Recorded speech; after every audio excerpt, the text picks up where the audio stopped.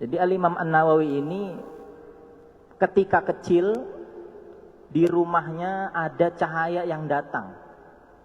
Ya, Imam Nawawi, saya belum jelaskan Syekh Nawawi, Imam Nawawi terlebih dahulu. Nah, Imam Nawawi ini ketika kecil di malam ganjil 10 hari terakhir datang cahaya ke rumahnya menyinari semua rumahnya. Akhirnya beliau membangunkan orang tuanya. Tapi ketika orang tuanya bangun tidak melihat apa-apa. Ayah, bunda bangun. Rumah kita kedatangan cahaya. Ya. Tapi orang tuanya Imam Nawawi tidak melihat apa-apa. Masya Allah. Nah, orang tuanya, ayahnya Imam Nawawi sadar, oh anak saya menemukan Lailatul Qadar. Maka ketika itu langsung menghidupkan malam itu sampai subuh. Masya Allah. Dan suatu ketika Al-Imam An-Nawawi ini di usianya yang masih belia, mungkin antara 7, 8, 9, 10, sekitar segitu. Masih sangat belia. Biasa anak-anak kalau tidak diajak main itu kan nangis, Pak ya. Oh ya. Ya nangis lah kalau dia nggak diajak main sama temannya nangis. Tapi beda dengan Al-Imam An-Nawawi. Al-Imam An-Nawawi ini beliau ketika masih kecil kalau diajak main sama temannya justru nangis. Kebalikan. Dia nggak mau lepas dari kitab, nggak mau lepas dari Quran. Udah ngapal Quran dari dulu ya, memang ulama dulu kayak gitu. Akhirnya terlihat salah satu syekh, wah ini anak beda katanya. Mana orang tuanya? Dicari orang tuanya. Setelah dicari orang tuanya, mana orang tuanya? Oh Anda, iya. Saya sampaikan anak Anda kelak akan menjadi orang besar katanya. Orang tuanya kaget. Langsung bilang, apakah Anda peramal, dukun? Sekarang kan lagi rame ya Pak Ibu ya. Ada dukun ngaku ustadz, makanya repot kita. Dukun ngaku kiai, pakaiannya sama. Ya, kalau dukun pakaiannya kayak ustadz, pakai kiai, nanti kiai pakai apa? Kalau kata Ustadz Zain dan MZ, nanti kiai pakai helm. Bisa susah ngebedain ya. Kalau biar tahu itu ustadz bukan, suruh baca Quran aja Pak. Kalau bener tajwidnya ya ustadz loh itu.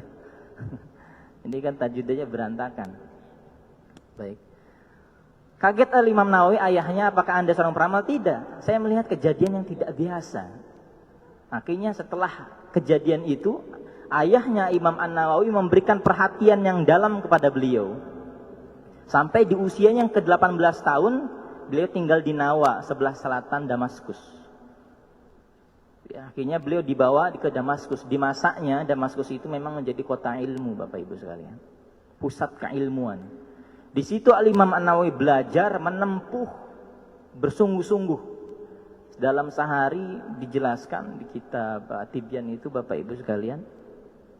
Al-Imam An-Nawawi mempelajari 12 disiplin ilmu. Bisa dibayangkan. Ini kalau syarat mujtahid mutlak harus menguasai minimalnya 12 disiplin ilmu. Kalau Quran itu bukan hanya hafalnya Bapak Ibu sekalian. Quran itu melingkupi tajwidnya, ulumul Qurannya, tafsirnya itu menguasai. Jadi kalau kata Al-Imam As-Suyuti di kitab Al-Itqan itu, agar kita menjadi mufassir, maksud mufassir itu menafsirkan sendiri, itu harus menguasai 15 disiplin ilmu. Nomor satunya bahasa Arab. Nah bahasa Arab saja, kita itu ada jurusan kelas S1, S2, S3 bahasa Arab. Berarti kudu S3 dulu tuh, dalam satu disiplin ilmu. Memang susah untuk saat ini, makanya kita ngikutin ulama dulu, lebih selamat. Tapi bukan ulama sekarang ditinggalkan, enggak. Ulama sekarang juga mengikuti ulama dulu. Seperti dari MUI, membuka kitab-kitab ulama-ulama kita juga. Kembali lagi, Al-Imam An-Nawawi ini beliau dalam sehari mempelajari 12 disiplin ilmu. Yang mana jarak antara satu syekh, satu majelis ke majelis lainnya memakan waktu perjalanan antara setengah jam sampai 1 jam. Jadi bisa dibayangkan untuk 12 majelis itu beliau berapa? Al-Imam Nawawi. Bahkan dikisahkan juga, saya pernah tidak meletakkan punggung saya untuk tidur selama 2 tahun demi mengkaji menulis kitab. Al-Imam Nawawi. Kalau kita sehari aja nggak disandarkan sakit ya. Ini 2 tahun Imam Nawawi. Makannya cuma 2 kali. Ada yang mengatakan sekali makannya. Sahur itu karena puasa beliau. Sahur cukup pakai air, buka puasa pakai kurma.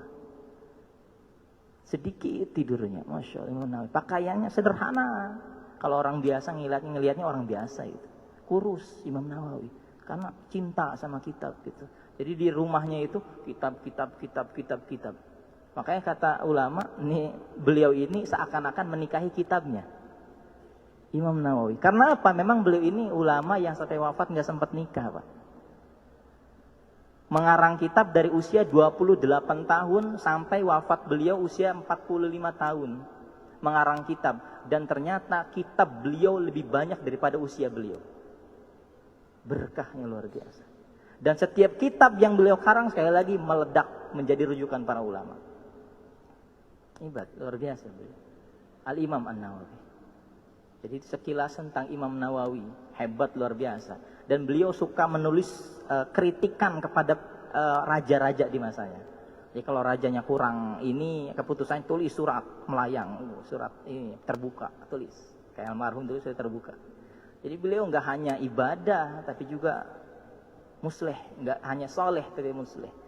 Jadi seketika itu ketika pimpinannya ini tersinggung, pengawal tolong cabut gelarnya Nawawi katanya. Karena ada kan qadhi tapi diberikan oleh pemerintah di masanya. Ya, qadhi diberikan. Jadi kalau dicabut sama rajanya ya sudah nggak ada gelarnya. Ya. Tapi Imam Nawawi dikatakan tidak ada yang kita berikan dari Nawawi, Imam Nawawi. Harta tidak kita berikan, gelar tidak kita berikan. Tapi Masya Allah, para ulama menggelarnya siapa? Muhyiddin, orang yang menghidupkan agama. Karena wasilah beliau, agama seakan-akan hidup kembali. Karena awalnya sempat runtuh. Karena ya penjajahan Tartar di masanya itu. Jadi Imam Nawawi luar biasa Bapak Ibu sekalian. Ya, ada karomah yang sering kita ini tertukar ini. Jadi Imam Nawawi itu punya karomah karena saking luar biasa sama ilmu itu.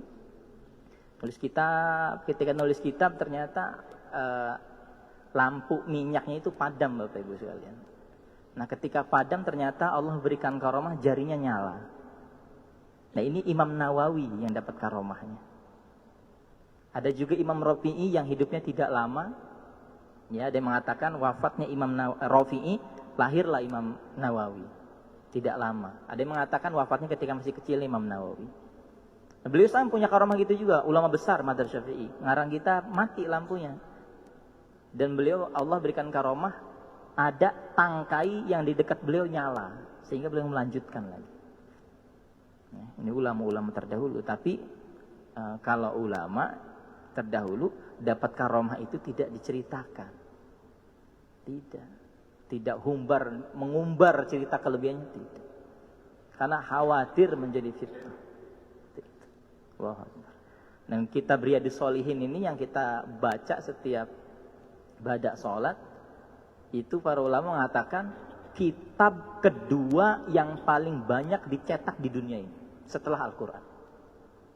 Kitab Riyadhus Shalihin. Ini Masya Allah. Bahkan yang mengkaji kitab Riyadhus Shalihin ini orang yang tidak sependapat dengan Imam Nawawi saja mengkaji kitab Riyadhus Shalihin.